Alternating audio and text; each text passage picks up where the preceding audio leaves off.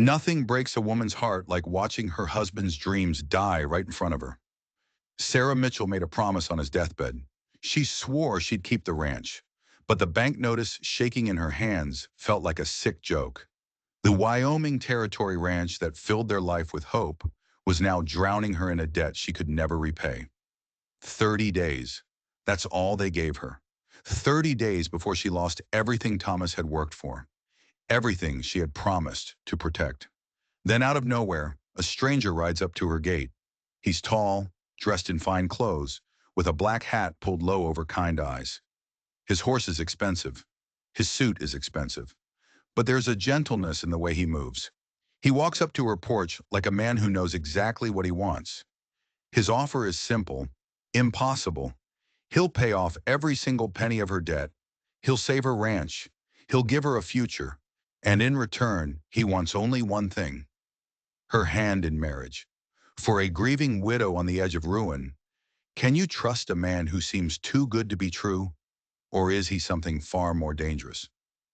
The morning sun cut long, lonely shadows across the Mitchell ranch. They stretched from the weathered old barn all the way to the farmhouse. Inside, Sarah sat at her kitchen table, staring at that foreclosure notice. It felt like the 100th time she'd read the words that were ending her life. The paper trembled in her hand, not from fear, from pure exhaustion. She'd been fighting this losing battle for 8 long months. Ever since Thomas passed, leaving her with a lifetime of memories and a mountain of bills. She twisted the thin gold band on her finger, Thomas's wedding ring. It caught the morning light. They'd married so young, barely 20 years old, full of impossible dreams about building something that would last in this beautiful, brutal land. The ring was simple, just like Thomas. Honest, hard-working, devoted. He promised they'd make it, that the ranch would provide for them, for the children they prayed for. But the children never came, and now Thomas was gone, buried under the old oak on the hill behind the house. "Mrs. Mitchell." The voice from the porch made her jump clean out of her skin. She'd been so lost in the past she hadn't heard the horse. Through the window, all she could see was a man's silhouette against the bright morning sun. "Ma'am, I was wondering if I might have a word." Sarah stood up slowly, her hands automatically smoothing the worn fabric of her calico dress. She wasn't expecting anyone. Not this early. Most folks in Sweet Creek knew to leave the grieving widow alone. She opened the door, but just a crack, keeping the screen door latched. A wall between her and the world. The man on her porch was like no one she'd ever seen in these parts. He was tall, taller than Thomas, with broad shoulders that strained the fabric of an expensive-looking coat. His hat wasn't practical leather like the other ranchers wore. It was black felt. His boots were polished to a mirror shine, so out of place in the Wyoming dust. But it was his eyes that stopped her cold, deep brown and kind. They held a patience that spoke of a man who had learned long ago how to wait for exactly what he wanted. "I'm Jonathan Wade, ma'am," he said, touching the brim of his hat. "A perfect gentleman. I heard about your situation. I was hoping we might talk." Sarah's hand tightened on the doorframe. Her situation. Everyone in town knew about her situation. The banker, Mr. Cornelius, had made sure of that, telling anyone who would listen that the Mitchell place would be up for sale any day now. Vultures. All of them. "If you're here to buy the ranch, Mr. Wade, you've wasted a trip. This land is not for sale." "No, ma'am, I'm not here to buy anything." His voice was steady, respectful. "But I am here to help, if you'll let me." Something in his tone made her look closer. There was no pity in his face, just concern, real concern. Against every instinct she had, she heard herself unlatching the screen door. "I suppose you'd better come in then." The kitchen felt smaller with Jonathan Wade standing in it. He took off his hat, revealing dark hair with a touch of silver at the temples. He accepted her offer of coffee with a quiet thanks. As she poured, she kept sneaking glances at him. He carried himself like a successful man, the gold watch chain hanging from his vest, the perfectly tailored clothes. It all screamed of money. What in God's name was a man like him doing on her failing ranch? "Mrs. Mitchell," he began, once they were seated, "I know this will sound presumptuous, but I've been asking around town about you." Sarah stiffened. "Oh, nothing improper, I assure you," he said quickly. "I was just curious about your husband's ranch, about you." He paused, choosing his words like a man laying a careful trap. "I understand you're facing some financial difficulties." Heat flooded her cheeks. The shame of it was a physical weight, knowing her private troubles were gossip for strangers. "I don't see how that's any of your concern, Mr. Wade." "Perhaps it isn't," he admitted, "but I'd like it to be." The words just hung there in the quiet kitchen. Sarah put her coffee cup down, her hand shaking. "I'm not sure I understand." Jonathan leaned forward. His expression was so earnest, so sincere. "Mrs. Mitchell, Sarah, if I may, I'm a successful businessman. I own cattle ranches in Colorado and Montana, mining interests in Nevada, property in San Francisco. I've been blessed with wealth, but I've been cursed with loneliness." Sarah's heart started to pound. A cold dread washed over her. She knew where this was going, and it scared her more than the foreclosure notice ever could. "I'm 42 years old," Jonathan continued. "I've never married, never found the right woman, never had a family of my own. I've spent 20 years building an empire, but an empire is cold comfort when you're eating dinner alone every single night." "Mr. Wade, please, let me finish." His voice was gentle, but it held a steel she hadn't heard before. "I came to Sweet Creek on business, but when I heard about you, about your situation, I saw an opportunity, one that might benefit us both." Sarah shot up from her chair, walking to the window that looked out over the hill, over Thomas's grave. "You want to buy my ranch after all?" "No." The single word was quiet, but it was absolute. "I want to marry you." The silence in the room was deafening. Sarah gripped the windowsill, her knuckles turning white. Outside, the wind whispered through the long grass around Thomas's grave, making it dance. "You don't even know me," she whispered, her back still to him. "I know enough." His voice was closer now. He'd stood up. "I know you're a woman of courage, fighting to save this place when most would have given up. I know you're loyal. You made a promise to your husband, and you're trying to keep it, even though it's breaking you. I know you're proud. So proud that accepting charity would be harder for you than losing everything." She turned to face him, tears burning in her eyes. "And what do you know about love, Mr. Wade? About sharing a life with someone?" His face grew sad. "I know what it's like to want it, to see other men with families, with wives who worry, with children who run to greet them. I know what it's like to have everything the world says should make a man happy, and still feel empty inside." "So you thought you'd just buy yourself a wife?" The words were acid on her tongue. "No." The word was sharper this time. He softened his tone. "I thought I might offer a practical arrangement. You need financial security. I need companionship. We could start there. See what happens." Sarah sank back into her chair. Her mind was a whirlwind. It was insane. Impossible. This stranger was proposing marriage like a business deal. But then she looked around her little kitchen. The chipped plates, the worn-out furniture, the stack of unpaid bills on the counter. And she couldn't deny the desperate, terrifying appeal of his offer. "What exactly are you proposing, Mr. Wade?" He sat down again, his movements careful, measured. "I pay off all your debts, every last one. I provide the money to improve and maintain this ranch. In return, you become my wife. We live here together, and I help you run this place the way your husband would have wanted. And what do you expect from me, as your wife?" A faint flush crept up Jonathan's neck. "I expect your companionship, your presence, anything more that would have to develop naturally, in its own time. I'm not asking you to love me, Sarah. I'm asking you to give us both a chance at something better than what we have now." She just stared at him, this strange, handsome man who'd ridden out of nowhere with an impossible solution to her impossible problem. Part of her wanted to laugh. Part of her wanted to sob with relief. And a small, desperate part of her, the part that had been drowning for months, wanted to say yes before he could change his mind. "I need time to think," she heard herself say. Jonathan nodded. "Of course. Take all the time you need." He stood, placing his hat back on his head. "I'm staying at the hotel in town. You can find me there when you've made your decision." He paused at the door, his hand on the frame. "Sarah, for what it's worth, I think your husband would want you to be happy. He wouldn't want you to lose everything he worked for just to preserve his memory. Sometimes honoring the dead means choosing to keep living." After he left, she sat alone in the quiet kitchen. The morning sun climbed higher, casting new shadows. She looked at Thomas's ring on her finger, then at the foreclosure notice on the table, then out the window, toward the lonely grave on the hill.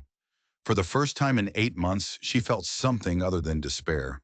It wasn't hope, not yet, but it wasn't the crushing weight of grief either. It was possibility, strange and frightening, and completely unexpected. The question was, did she have the courage to reach out and take it? 3 days. That's how long it took Sarah to find the courage to walk into the Sweet Creek Hotel. 3 days of sleepless nights, staring at the ceiling, weighing two impossible choices.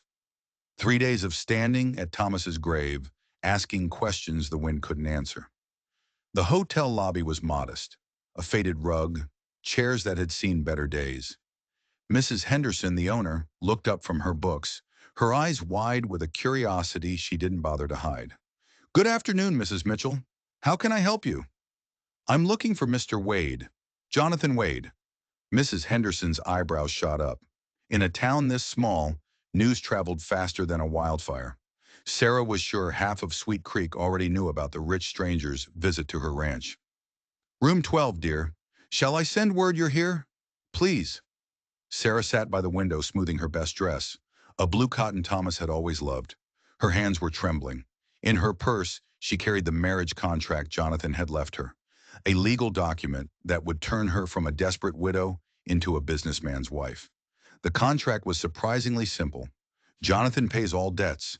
Jonathan provides funds for the ranch. Jonathan ensures her financial security for life.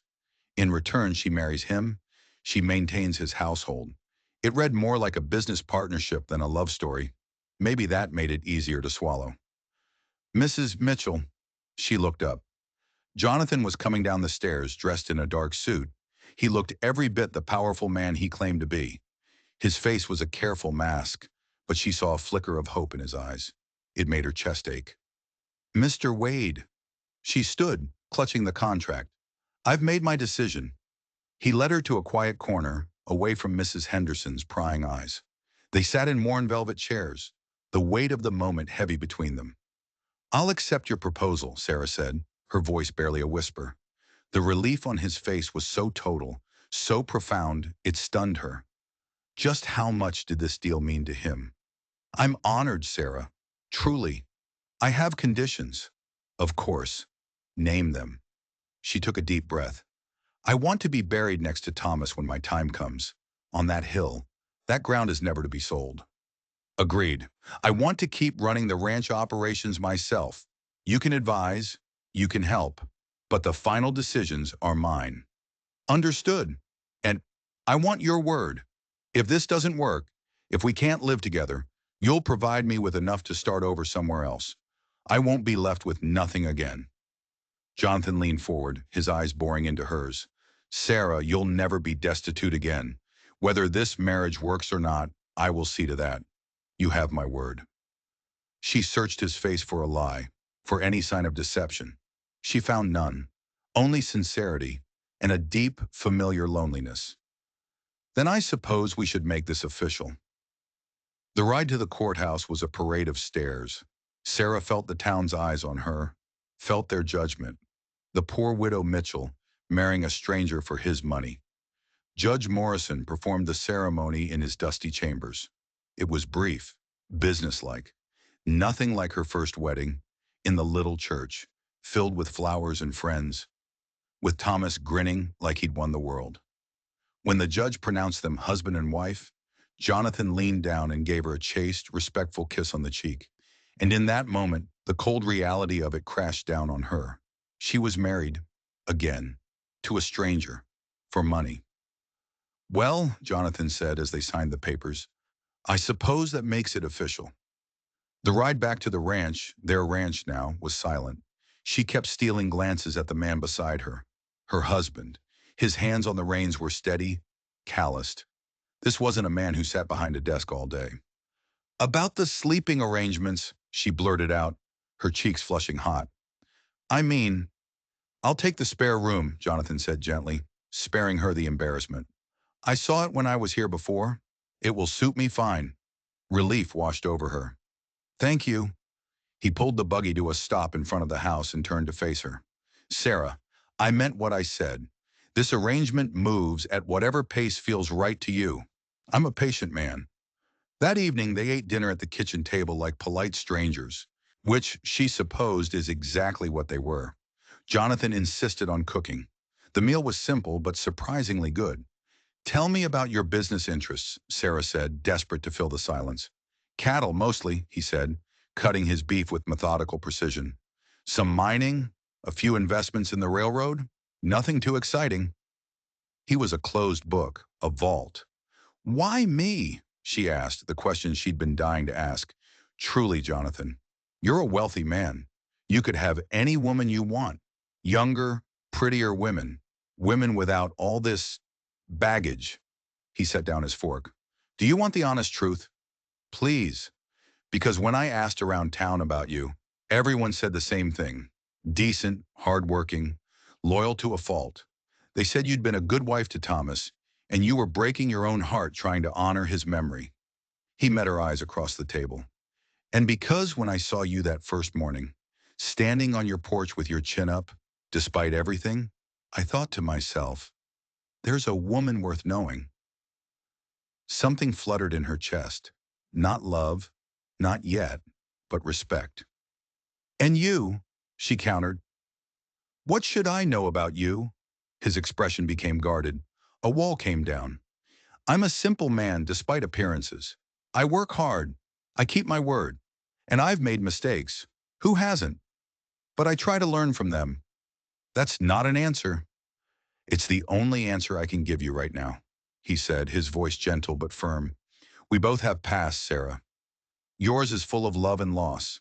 Mine is more complicated, but I promise you this. Nothing in my past will ever bring harm to you or to this ranch. She wanted to push, to demand the truth, but something in his eyes, a flicker of old pain, stopped her. Later they sat on the porch as the sun set behind the mountains, painting the sky in fire and gold. The silence between them was comfortable. He understood the land, the rhythm of ranch life. He wasn't just a businessman. He was something more. When the stars came out, they went to their separate rooms. Sarah lay in the bed she'd shared with Thomas, listening to the unfamiliar sounds of another person in her house.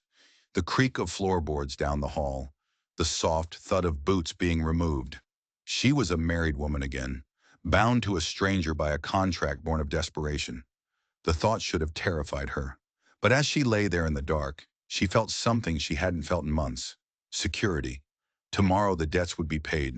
The ranch would be safe. She wasn't alone anymore. It wasn't love, but it was hope. And for now, that was more than enough. The first week of their marriage felt like a clumsy dance. Two strangers moving carefully around each other, trying not to step on any toes. Jonathan was true to his word. The day after the wedding, he rode into town and paid off every single one of her debts, in cash. Sarah heard later that the look on banker Cornelius's face was a sight to behold. Suddenly, everyone in Sweet Creek had a reason to ride past the Mitchell Ranch. They wanted a glimpse of the mysterious rich man who had saved the widow. Let them look, Jonathan said, when she mentioned it. Small towns need something to talk about. But the stares made her uncomfortable. She was no longer the tragic widow. She was the woman who'd married for money, a different kind of judgment. Jonathan didn't seem to care. He spent his days walking the ranch, his eyes missing nothing. He examined fences, checked the cattle, studied the barn. He carried a small leather journal with him everywhere, writing down observations in neat, precise handwriting. She wondered what he wrote in that journal, what secrets it held, but she was too proud to ask. The north pasture needs new fencing, he announced one morning over breakfast, and the barn roof has loose boards. Sarah bristled. I know what needs fixing, Jonathan. I've been managing this place on my own for months.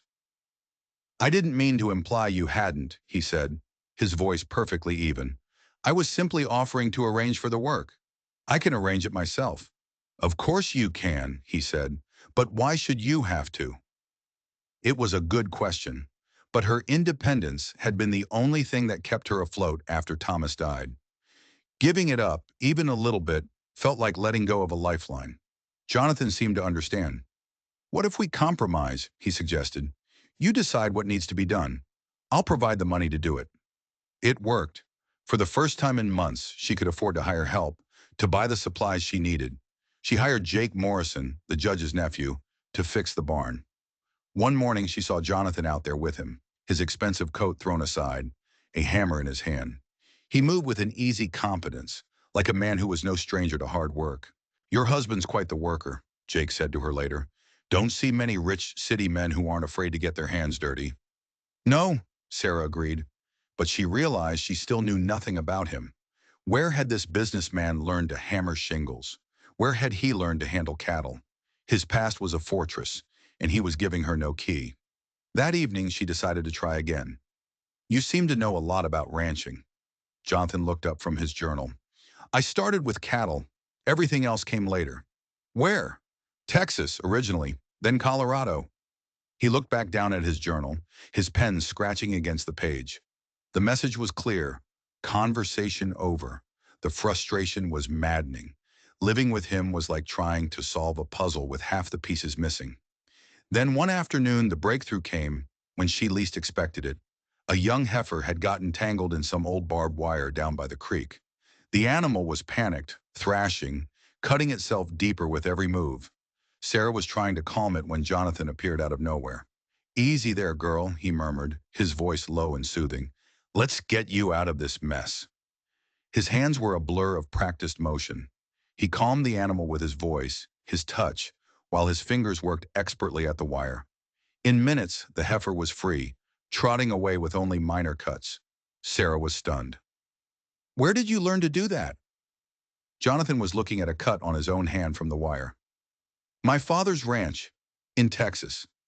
I spent more time with the cattle than I did in the house. What happened to the ranch? His expression clouded over. Sold it. After my father died, I had no reason to stay. There was an old, deep pain in those words, a pain she recognized, the ache of loss, the complicated grief of being the one left behind. I'm sorry, she said quietly. Jonathan looked at her then, really looked at her. For a moment, the walls around him seemed to crumble. It was a long time ago, he said, but thank you. They walked back to the house in a comfortable silence. Something had shifted between them. The formal politeness was melting away, replaced by something warmer, something real. That night, as she lay in bed, she thought about how he'd handled that frightened animal, not with force, but with a steady, patient gentleness, until it trusted him. Was he doing the same thing to her? The thought was both comforting and terrifying. Letting her guard down felt dangerous. It felt like an invitation for more heartbreak. But as she listened to the familiar sounds of him moving in his room down the hall, she had to admit the distance between them was starting to feel less like a protection and more like a prison. Change was coming. She could feel it. The only question was, would she fight it, or would she find the courage to meet it halfway? The real change came on a crisp autumn morning. The hills were painted in gold and crimson. Sarah was at Thomas's grave, her weekly ritual. She knelt by the simple wooden cross he'd made himself, swapping out the old wildflowers for new ones. I married him, Thomas, she whispered to the wind. The man I told you about, Jonathan Wade. I know it seems wrong, but I think you'd like him. He's good to me, patient. He saved the ranch, just like I promised you I would. A gust of wind rustled the leaves, and for a moment it sounded like forgiveness. The guilt she'd been carrying, the feeling she was betraying Thomas, started to lift. She remembered his last words to her. Promise me you won't spend your life mourning, Sarah. Promise me you'll find a way to be happy again. She'd promised, but she never thought it was possible. Mrs. Wade, the voice made her start. It was Jonathan, standing a respectful distance away, his hat in his hands.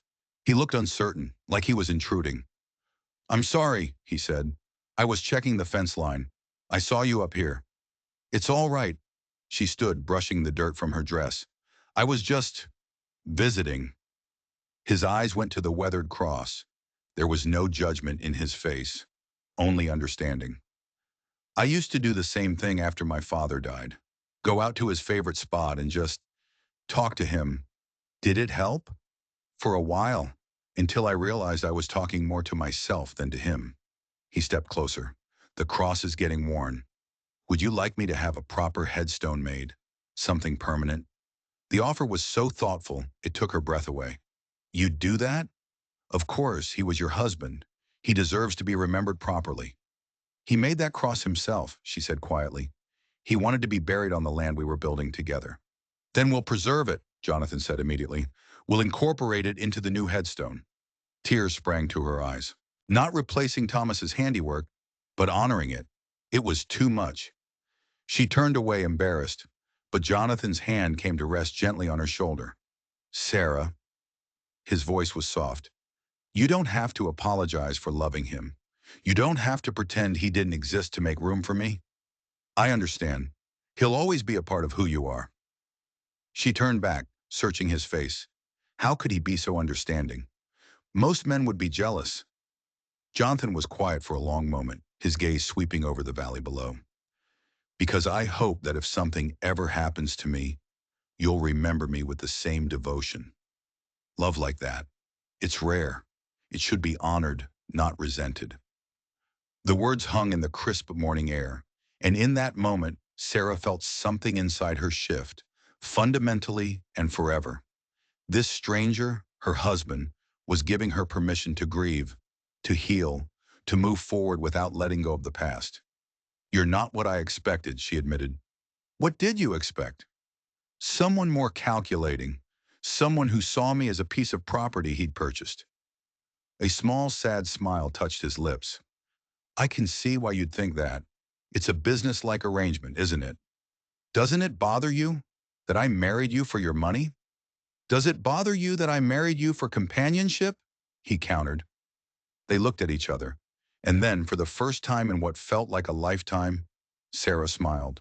A real, genuine smile. I suppose we're both guilty of practical motivations. Practical motivations can lead to good things, he said, his eyes holding hers. Some of the strongest marriages I've known started with far less than what we have. And what do we have exactly? He considered the question seriously. Mutual respect, similar values, and, if I'm not mistaken, the beginning of genuine affection. Her cheeks grew warm. He wasn't wrong. The wariness she felt for him was softening into something else, something warmer. She looked forward to their evening talks. She found herself listening for the sound of his horse at the end of the day. Perhaps you're right, she said softly. They walked back down the hill together. Sarah felt lighter, as if a weight she hadn't even realized she was carrying had been lifted. That afternoon, while Jonathan was in town ordering the headstone, she found herself drawn to his room. She knew she shouldn't. It was an invasion of his privacy. But she couldn't help herself. The room was neat, Spartan. His few belongings were arranged with a military precision. And there on the bedside table was the leather journal. Her hand trembled as she reached for it. She opened it to a random page. The handwriting was his careful, precise script. But it wasn't notes about the ranch. It was about her. Day 12. Sarah visited Thomas's grave again. I admire her loyalty, even as I wish a small portion of it might one day extend to me. She is stronger than she knows. I see her watching me sometimes, trying to solve the puzzle of who I am. If only I could tell her the whole truth. Sarah slammed the journal shut, her heart pounding. The whole truth. What was he hiding? When he returned that evening, she watched him differently, looking for the man who wrote those words. He told her the stonemason could have the headstone ready in a week. Thank you, Jonathan, she said, her voice thick with emotion. That's very thoughtful. It's the right thing to do. The moment hung between them. She had to ask, Jonathan, what is it you're not telling me?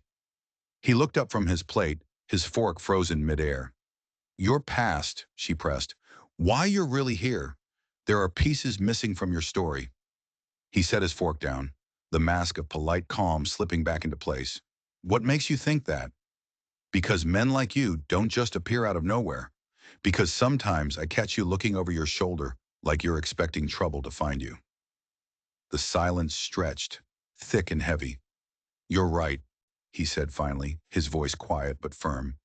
There are things I haven't told you, things I'm not ready to share. I hope you can respect that. But I will say this again. Nothing in my past poses any danger to you or to this ranch. That is a promise. She wanted to demand answers, but the look in his eyes, a deep, hunted look, stopped her. All right, she said.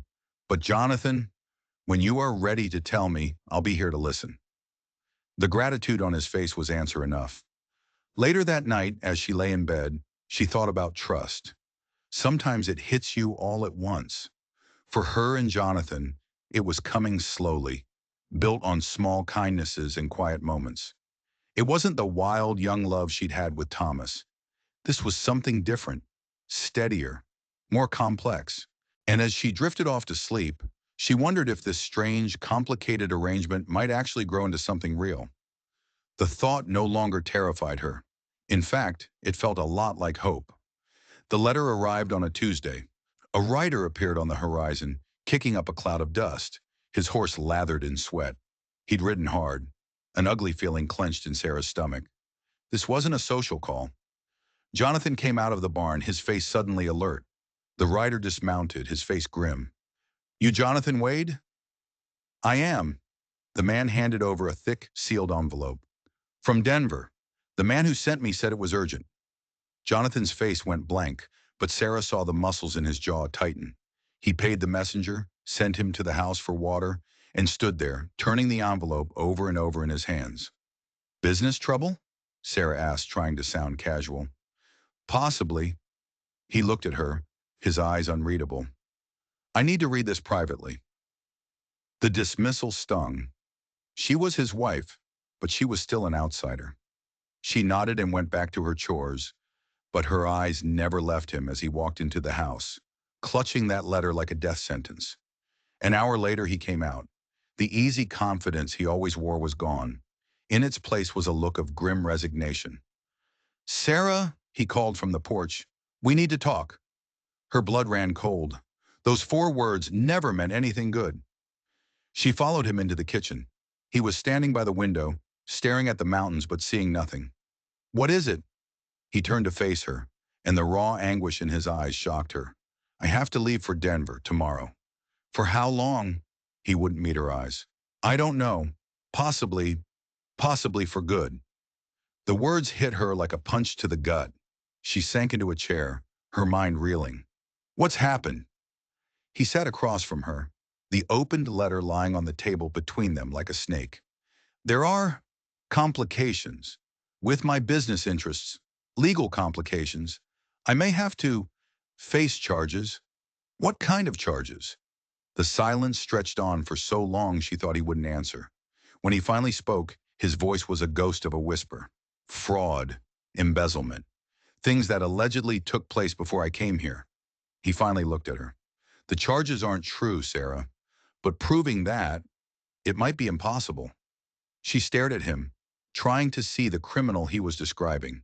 But all she saw was the man who'd gently freed a tangled calf, the man who'd offered to preserve her dead husband's memory. Tell me what really happened. A bitter laugh escaped his lips. Why would I tell you the truth now, when I've lied to you about everything else? Because I am your wife, she said, her voice shaking but firm, and I deserve to know what I'm facing. He studied her for a long moment, then a decision seemed to form in his eyes. All right, but when I'm done, you'll understand why I have to leave, and why I can never come back. He stood up and started pacing, as if the story was a wild animal he had to keep moving to control. I wasn't entirely honest about my past, he began. Yes, I own ranches and mines, but I acquired them through unconventional means. What does that mean? I worked for men who needed problems solved, quietly.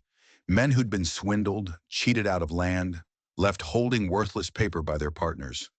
A chill snaked up her spine. What kind of work did you do for them? He stopped pacing and met her gaze. His eyes were hard as stone. I recovered what was stolen. I made sure that cheaters faced consequences. I served a kind of justice when the law couldn't. or wouldn't. He took a breath. You could call me a hired gun, though I preferred to think of it as leveling the playing field. The air left her lungs. A hired gun. A vigilante. The quiet, gentle man she had married operated in the shadows, a dispenser of his own brutal justice. You killed people, she said. It wasn't a question. Sometimes, his voice was flat, devoid of emotion. When they couldn't be reasoned with, when they posed a continued threat, when there was no other way. I never killed an innocent man, Sarah. But yes, there was blood on my hands when I came here. Her world tilted on its axis. Everything she thought she knew was a lie, a carefully constructed fantasy. And now someone is coming after you for it. The letter is from my former employer, a man named Marcus Beaumont.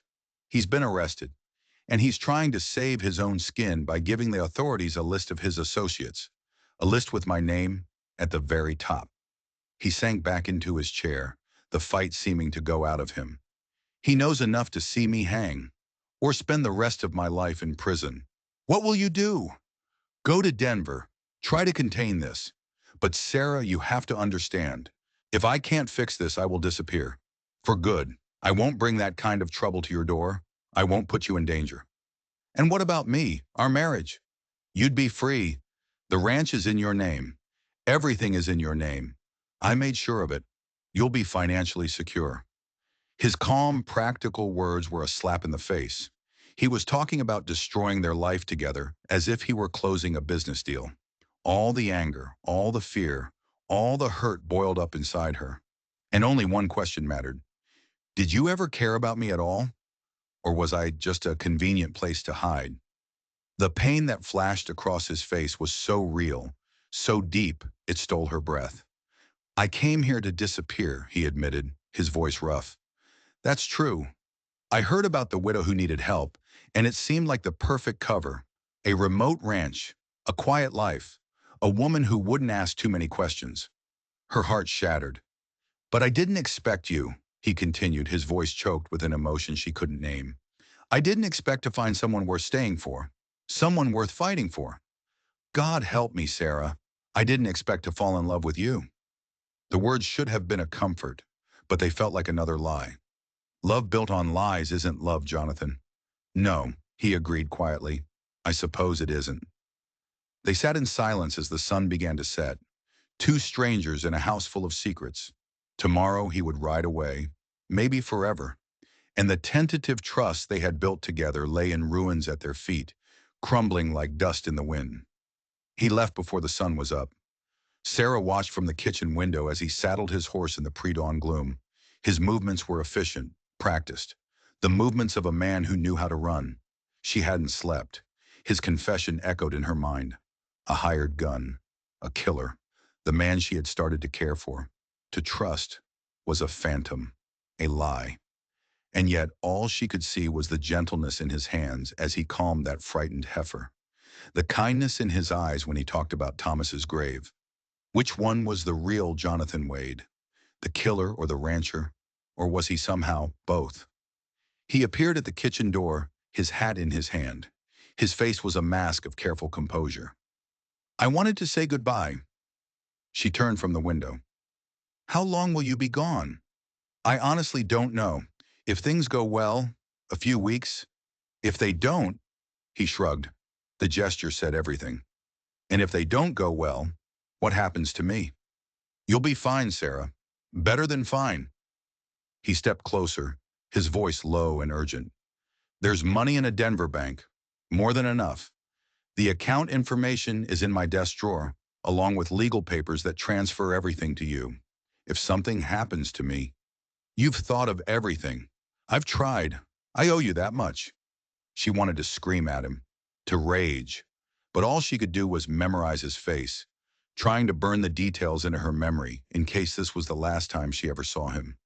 Jonathan, she said quietly, what you told me yesterday about falling in love, was any of that true?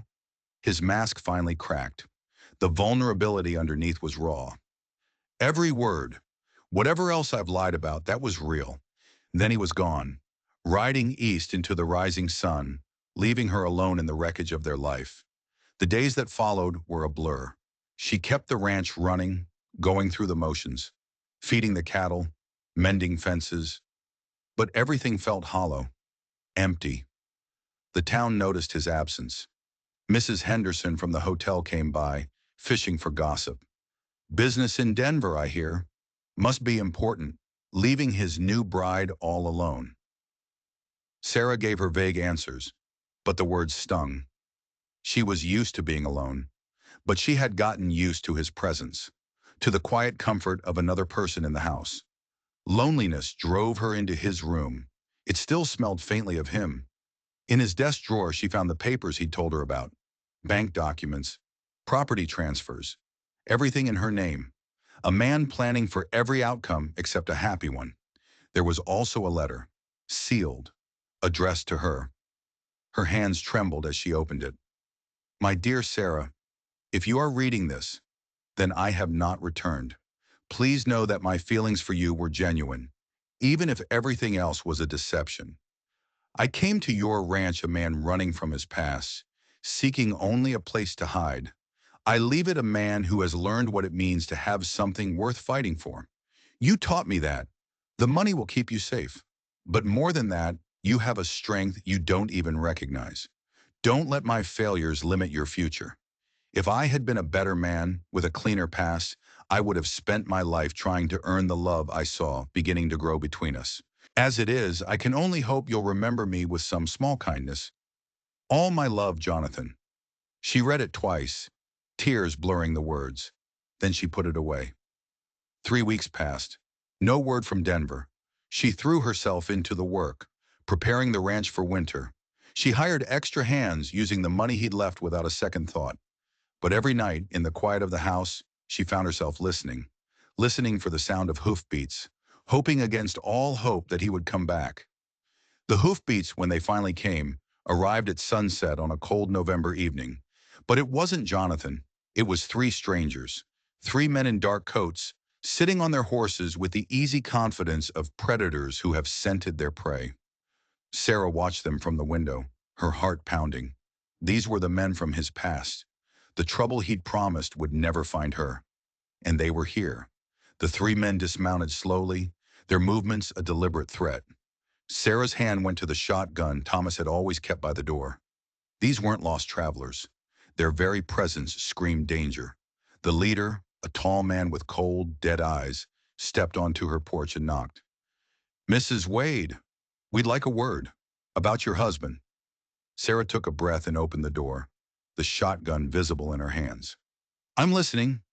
The name's Marcus Beaumont, the man said, a smile on his face that never reached his eyes. I believe Jonathan mentioned me. The name hit her like a physical blow. Beaumont, the man from the letter, the one who was supposed to be in federal custody. You're supposed to be under arrest, she said, her voice shaking. Beaumont laughed. Charges were dropped, Mrs. Wade. Amazing what good lawyers and friends in high places can do. Now about what's mine. Your husband took something of considerable value when he left my employ. I'm here to get it back. I don't know what you're talking about. Of course you don't, he said, his tone dripping with condescension. He took documents, Mrs. Wade, documents detailing certain business arrangements. Arrangements that could prove embarrassing if they fell into the wrong hands. She was starting to understand. Jonathan hadn't been running from the law. He'd been running from this man, and he'd taken evidence of Beaumont's crimes with him. Jonathan isn't here, she said carefully. He left for Denver weeks ago. Oh, I know exactly where Jonathan is, Beaumont replied smoothly. He's in a federal cell outside Denver, waiting to be questioned about my affairs. You see, I made sure the authorities knew exactly where to find him. Ice filled her veins. You turned him in? I provided information, yes. He stepped closer, his presence menacing. But my immediate concern isn't your husband. It's those documents. And I have a strong feeling he hid them here before he left. You're wrong. There's nothing here. I'm afraid I'll have to see for myself. Before she could react, he nodded to his men. One went to the barn, the other started for the house. Sarah raised the shotgun, but Beaumont was too fast. He grabbed the barrel, twisting it from her hands. No need for violence, Mrs. Wade. We're just going to have a little look around. Get off my property. I'm afraid I can't do that. You see, legally, this is my property now. He pulled a folded document from his coat pocket, a foreclosure notice. Turns out your husband wasn't as clever with his finances as he let on. He took out a new loan against the ranch, a loan that came due the moment he was arrested, and I bought the debt. She snatched the paper from his hand. It was all there, in cold legal language. The ranch was no longer hers. It was the final, ultimate betrayal. Every promise he'd made, every assurance of her safety, had been a lie. You have 24 hours to vacate, Beaumont said, his voice cold. My men and I will be searching in the meantime. I suggest you pack light. You can't do this. I can, unless you'd like to help us find those documents. If you did, I might be persuaded to let you stay on as a caretaker. Rage, pure and hot, burned through her shock. Even if I knew where they were, she spat, I would never tell you. Beaumont's expression hardened. That's unfortunate for you. He turned and left her standing on the porch, a stranger in her own home. She watched, helpless, as his men tore her life apart. They ransacked the barn. They overturned furniture in the house. They emptied drawers, shattering everything in their path. Then a call from upstairs. Mr. Beaumont, you need to see this. She followed them up to Jonathan's room. One of the men was standing by the desk, holding a leather portfolio she'd never seen before. Hidden compartment, the man explained. Beaumont took the portfolio, his eyes lighting up as he flipped through the pages. Well, well, Jonathan was always so thorough. What is it? Sarah asked, her voice hollow. Evidence, Beaumont said with a grin. Evidence of every illegal deal I've made for the past 5 years. Names, dates, amounts. He was planning to blackmail me, Mrs. Wade. Your husband was a very ambitious man. The revelation was like another knife in her heart. He hadn't just been a hired gun. He'd been a blackmailer planning to use his crimes for his own profit. Beaumont tucked the portfolio into his coat. Of course, this changes things. Now that I have what I came for, there's no need for this foreclosure nonsense. He produced another document, a deed transfer. Congratulations, Mrs. Wade. You're still the rightful owner. My apologies for the deception, but I needed to ensure your cooperation. He was enjoying this, twisting the knife. Though I must say, he added, pausing at the door, your husband did leave you in quite a precarious financial position. The ranch is yours, but the operating funds he promised you, well, they seem to have disappeared. And then they were gone, leaving her alone in the ruins of her house, with the wreckage of everything she'd believed. The truth was worse than she could have possibly imagined. Jonathan Wade hadn't just been a killer. He'd been a liar, a blackmailer, a man who had used her, betrayed her, and left her with nothing but a broken heart and a mountain of new debt. But as she stood there, in the chaos of his ransacked room, a single nagging thought took root in her mind. The hidden compartment, the portfolio. It was all too neat, too convenient. Jonathan was a man of secrets and shadows, methodical, careful. Would he really leave something so important in a place that could be so easily found? Unless he wanted it to be found. Sarah sank into a chair, her mind racing. Nothing about Jonathan Wade was as it seemed, and she was beginning to suspect that his final deception was the most elaborate and the most dangerous of them all. 2 days later, Sarah was still sweeping up broken glass when she heard another horse approaching. Her heart leaped into her throat. She grabbed the shotgun, expecting Beaumont to return. But it was a single rider, a young man in the uniform of a federal marshal. Mrs. Wade, he called out, his hands held high and visible. I'm Deputy Marshal Tom Brennan. I need to speak with you about your husband. She stepped onto the porch, the shotgun held loosely at her side. What about him? The young marshal's face was grim. Ma'am, I'm afraid I have some difficult news. Jonathan Wade was found dead in his cell 3 days ago. Apparent suicide. The world went silent. The shotgun slipped from her numb fingers and clattered onto the porch. Dead. Yes, ma'am, I'm very sorry for your loss. Brennan dismounted and approached her slowly. He left this for you. He handed her an envelope. Her name was written on it in Jonathan's familiar, careful script. Jonathan was dead. The man she had loved, hated, and failed to understand would never be coming home. How? She whispered. Hanged himself, according to the official report, Brennan said, his expression carefully neutral. Left a full confession, detailing his crimes and naming his associates. He paused. Though I have to say, ma'am, there were some unusual circumstances. What circumstances?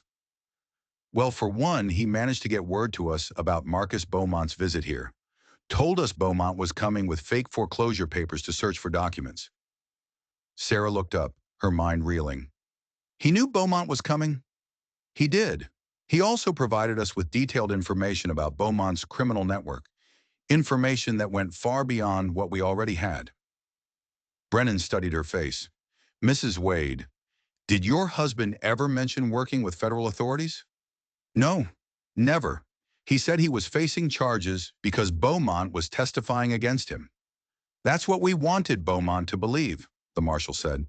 The truth is, your husband contacted us months ago. He'd been working as an informant, gathering evidence against Beaumont and his entire corrupt organization. The world shifted again, a lightning bolt of understanding that illuminated everything. Jonathan wasn't a criminal on the run. He'd been working for the law, risking his life to bring down the very men who had once employed him. Those documents, she said slowly, the portfolio Beaumont found was a plant, Brennan finished. Your husband knew Beaumont would come looking for it.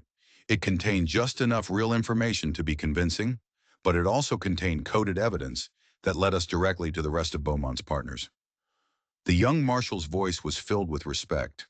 Your husband spent his last weeks making sure we had everything we needed to dismantle that entire operation.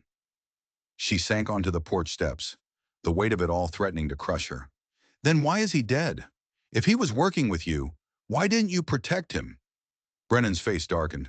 We tried, ma'am, but Beaumont has friends in very high places, people who could arrange things, even inside a federal facility. Your husband knew the risks. You're saying he was murdered? I'm saying the official cause of death is suicide, Brennan said, his eyes telling a very different story. And we have no evidence to prove otherwise. She looked down at the letter in her hands, his final words. With trembling fingers, she broke the seal. My dearest Sarah, if you are reading this, then my work is finished, and justice has been served. I pray you can forgive my deceptions. I had to lie to you, to protect you. The truth is, I came to Sweet Creek as an agent of the federal government.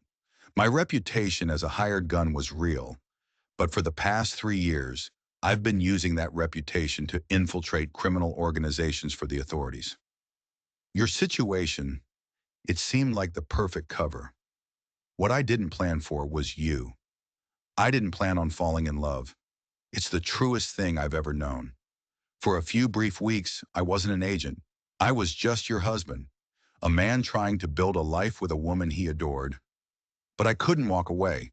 I couldn't let Beaumont continue to destroy innocent lives. The evidence I gathered will put him away forever. But I knew he would never stop hunting me. The only way to ensure your safety was to remove myself from the equation. Permanently. The ranch is yours, the money is yours. You have the strength and courage to build whatever future you choose. Don't mourn for me, Sarah. Don't let my lies poison the good memories. I was never more myself than I was with you. If I could have chosen any life, it would have been the one we were building together. All my love always. Jonathan, tears streamed down her face. The man she thought had betrayed her had actually sacrificed himself for her. The marriage she thought was built on lies had been based on the deepest truth of all, his love. Mrs. Wade? Marshal Brennan's voice was gentle. Are you all right? She wiped her eyes. Will Beaumont be arrested? He already has been, Brennan said with grim satisfaction. We took him and 8 of his associates into custody yesterday. Your husband's evidence will ensure they never see the light of day again. He paused. Jonathan Wade died a hero, ma'am. He saved a lot of lives. She stood up, clutching the letter to her chest. The man she'd married wasn't a phantom. He was exactly who she glimpsed in their quiet moments together. Honorable, brave, a man willing to give up everything for what was right. The lies had been a necessary armor to protect his mission and to protect her. "There's one more thing," Brennan said, reaching into his saddlebag. "He asked me to give you this." He handed her a small, beautifully crafted wooden box. Inside, nestled on blue velvet, was a ring. Not a simple wedding band, but a delicate ring set with a single, perfect diamond that caught the light like a captured star.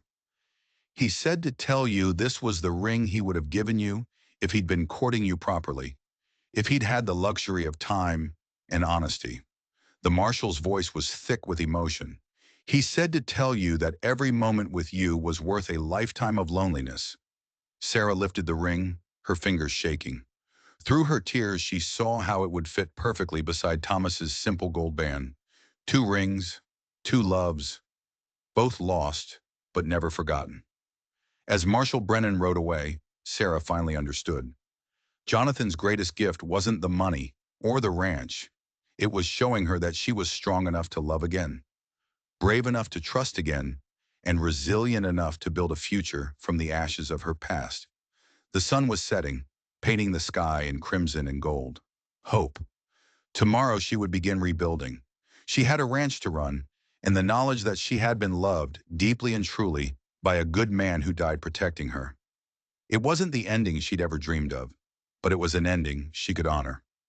And sometimes honor is enough to build a new life on. 3 months later, she found the final piece of the puzzle. Spring was returning to Wyoming. Sarah was cleaning out the barn when her shovel hit something hard, buried deep beneath the hay. A metal strongbox, locked, heavy. She recognized it instantly. It was the box Jonathan had carried on his saddle the day he arrived. Her heart pounded. The key, she realized with a jolt, had to be in the one place he knew she visited. She ran up the hill to Thomas's grave. Taped to the underside of the weathered wooden cross was a small iron key. He'd known she would find it. Back in the kitchen, she opened the box. It wasn't more evidence against Beaumont. It was Jonathan's life. A birth certificate, a marriage certificate dated 20 years earlier, to a woman named Elizabeth Sarah Morrison, and a death certificate for Elizabeth, who died in childbirth along with their infant son. Elizabeth Sarah. Her name. A coincidence? Or something more? The answer lay at the bottom of the box. A daguerreotype.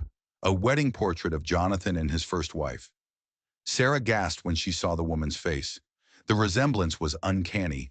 The same dark hair, the same delicate features, the same determined set of her chin. It was like looking in a mirror. Beneath the photo was one last letter. "My beloved Sarah, if you are reading this, you have found my final secret. I did not come to Sweet Creek on a federal mission. I came because I heard a story. The story of a widow named Sarah struggling to save her husband's ranch. You see, I failed my Elizabeth. I was away on business when she went into labor, chasing the very life of crime I spent my last years trying to atone for. She died alone, and I have carried that guilt for 20 years. When I heard about you, it felt like a chance for redemption, a chance to do for you what I couldn't do for her, to protect you, to keep you safe. But the moment I saw you on that porch, so brave and so broken, I knew I was deceiving myself. You were not Elizabeth, and this wasn't about redemption. This was about a lonely, broken man finding someone worth living for again. The resemblance between you is real, but it's not why I stayed. I stayed because of your kindness, your strength, your hope. You are your own woman, Sarah, and what I felt for you was real, separate from my past, untainted by grief. You gave me the greatest gift a man could ask for, the chance to love and be loved in return. Live fully. Love again if you find someone worthy of your heart. And know that somewhere, two people who loved you are grateful that you chose to keep going. With all my love and gratitude, Jonathan. The letter dropped from her fingers. It wasn't another betrayal. It was completion. The final piece of the puzzle that was Jonathan Wade. He had loved two women named Sarah, both lost to him, but the love was real, both times. She wasn't a replacement.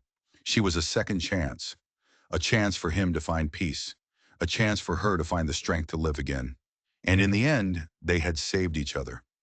If this story of love, loss, and sacrifice touched your heart, make sure you hit that subscribe button and ring the bell because you won't want to miss the story we have for you tomorrow.